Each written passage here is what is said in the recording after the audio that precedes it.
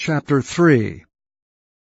Then Naomi her mother-in-law said unto her, My daughter, shall I not seek rest for thee, that it may be well with thee? And now is not Boaz of our kindred, with whose maidens thou wast? Behold, he winnoweth barley tonight in the threshing floor. Wash thyself therefore, and anoint thee, and put thy raiment upon thee, and get thee down to the floor, but make not thyself known unto the man, until he shall have done eating and drinking. And it shall be, when he lieth down, that thou shalt mark the place where he shall lie, and thou shalt go in, and uncover his feet, and lay thee down, and he will tell thee what thou shalt do. And she said unto her, All that thou sayest unto me I will do. And she went down unto the floor, and did according to all that her mother-in-law bade her. And when Boaz had eaten and drunk, and his heart was merry, he went to lie down at the end of the heap of corn. And she came softly, and uncovered his feet, and laid her down. And it came to pass at midnight, that the man was afraid, and turned himself, and, behold, a woman lay at his feet. And he said, Who art thou? And she answered, I am Ruth, thine handmaid. Spread therefore thy skirt over thine handmaid, for thou art a near kinsman. And he said, Blessed be thou of the Lord, my daughter, for thou hast showed more kindness in the latter end than at the beginning, inasmuch as thou followedst not young men, whether poor or rich. And now, my daughter, fear not, I will do to thee all that thou requirest. For all the city of my people doth know that thou art a virtuous woman. And now it is true that I am thy near kinsman, howbeit there is a kinsman nearer than I. Tarry this night, and it shall be in the morning, that if he will perform unto thee the part of a kinsman, well, let him do the kinsman's part. But if he will not do the part of a kinsman to thee, then will I do the part of a kinsman to thee, as the Lord liveth. Lie down until the morning. And she lay at his feet until the morning, and she rose up before one could know another. And he said, Let it not be known that a woman came into the floor. Also he said, Bring the veil that thou hast upon thee, and hold it.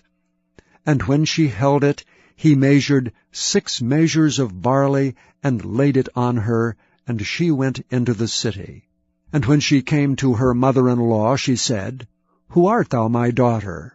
And she told her all that the man had done to her. And she said, These 6 measures of barley gave he me, for he said to me, Go not empty unto thy mother-in-law. Then said she, Sit still, my daughter, until thou know how this matter will fall, for the man will not be in rest until he have finished the thing this day. Chapter 4. Then went Boaz up to the gate, and sat him down there, and behold, the kinsman of whom Boaz spake came by, unto whom he said, Ho, such a one! Turn aside, sit down here. And he turned aside and sat down. And he took 10 men of the elders of the city, and said, Sit ye down here. And they sat down. And he said unto the kinsman, Naomi, that is come again out of the country of Moab, selleth a parcel of land, which was our brother Elimelech's. And I thought to advertise thee, saying, Buy it before the inhabitants, and before the elders of my people. If thou wilt redeem it, redeem it. But if thou wilt not redeem it, then tell me, that I may know. For there is none to redeem it beside thee, and I am after thee. And he said, I will redeem it. Then said Boaz, What day thou buyest the field of the hand of Naomi, thou must buy it also of Ruth the Moabitess, the wife of the dead, to raise up the name of the dead upon his inheritance. And the kinsman said, I cannot redeem it for myself, lest I mar mine own inheritance. Redeem thou my right to thyself, for I cannot redeem it. Now this was the manner in former time in Israel concerning redeeming and concerning changing, for to confirm all things. A man plucked off his shoe, and gave it to his neighbor, and this was a testimony in Israel. Therefore the kinsman said unto Boaz, Buy it for thee. So he drew off his shoe. And Boaz said unto the elders and unto all the people, Ye are witnesses this day that I have bought all that was Elimelech's, and all that was Chilion's, and Mahlon's, of the hand of Naomi. Moreover, Ruth the Moabitess, the wife of Mahlon, have I purchased to be my wife, to raise up the name of the dead upon his inheritance, that the name of the dead be not cut off from among his brethren, and from the gate of his place. Ye are witnesses this day. And all the people that were in the gate, and the elders said, We are witnesses. The Lord make the woman that is come into thine house like Rachel and like Leah, which two did build the house of Israel, and do thou worthily in Ephratah, and be famous in Bethlehem. And let thy house be like the house of Pharez, whom Tamar bare unto Judah, of the seed which the Lord shall give thee of this young woman. So Boaz took Ruth, and she was his wife.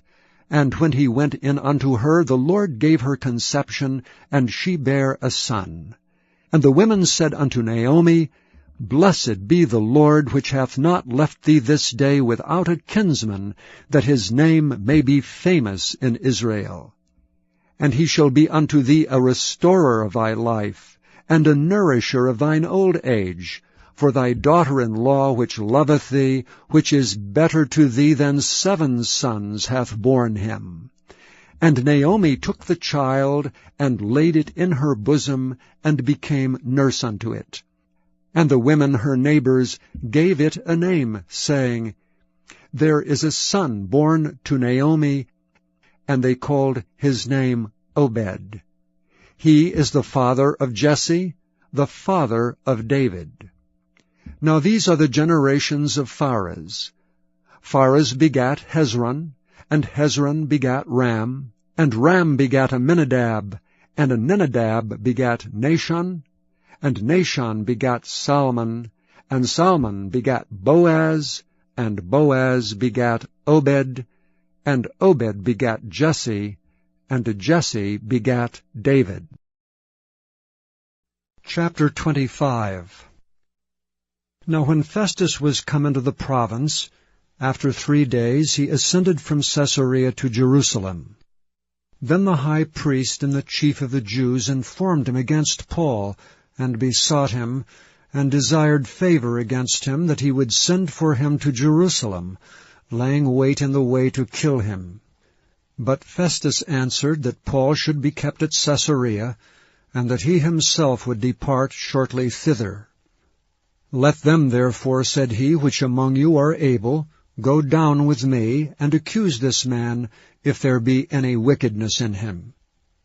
And when he had tarried among them more than 10 days, he went down unto Caesarea, and the next day, sitting on the judgment seat, commanded Paul to be brought. And when he was come, the Jews which came down from Jerusalem stood round about, and laid many and grievous complaints against Paul, which they could not prove.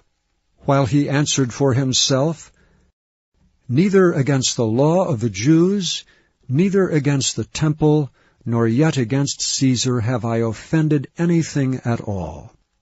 But Festus, willing to do the Jews a pleasure, answered Paul, and said, Wilt thou go up to Jerusalem, and there be judged of these things before me? Then said Paul, I stand at Caesar's judgment seat, where I ought to be judged. To the Jews have I done no wrong, as thou very well knowest. For if I be an offender, or have committed anything worthy of death, I refuse not to die. But if there be none of these things whereof these accuse me, no man may deliver me unto them. I appeal unto Caesar. Then Festus, when he had conferred with the council, answered, Hast thou appealed unto Caesar? Unto Caesar shalt thou go. And after certain days King Agrippa and Bernice came unto Caesarea to salute Festus. And when they had been there many days, Festus declared Paul's cause unto the king, saying, There is a certain man left in bonds by Felix, about whom, when I was at Jerusalem, the chief priests and the elders of the Jews informed me, desiring to have judgment against him. To whom I answered, It is not the manner of the Romans to deliver any man to die. Before that he which is accused have the accusers face to face, and have license to answer for himself concerning the crime laid against him. Therefore when they were come together without any delay on the morrow, I sat on the judgment seat, and commanded the man to be brought forth.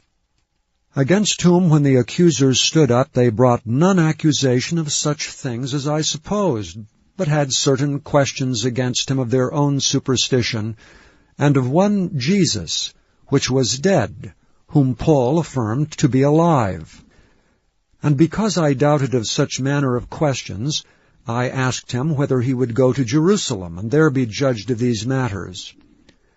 But when Paul had appealed to be reserved unto the hearing of Augustus, I commanded him to be kept till I might send him to Caesar. Then Agrippa said unto Festus, I would also hear the man myself. Tomorrow, said he, thou shalt hear him. And on the morrow, when Agrippa was come, and Bernice with great pomp, and was entered into the palace of hearing with the chief captains and principal men of the city, at Festus' commandment, Paul was brought forth. And Festus said, King Agrippa, and all men which are here present with us, ye see this man, about whom all the multitude of the Jews have dealt with me, both at Jerusalem and also here, crying that he ought not to live any longer. But when I found that he had committed nothing worthy of death, and that he himself had appealed to Augustus, I have determined to send him, of whom I have no certain thing to write unto my Lord. Wherefore I have brought him forth before you, and specially before thee, O King Agrippa, that, after examination had, I might have somewhat to write. For it seemeth to me unreasonable to send a prisoner, and not withal to signify the crimes laid against him. Please visit YesTheBible.com.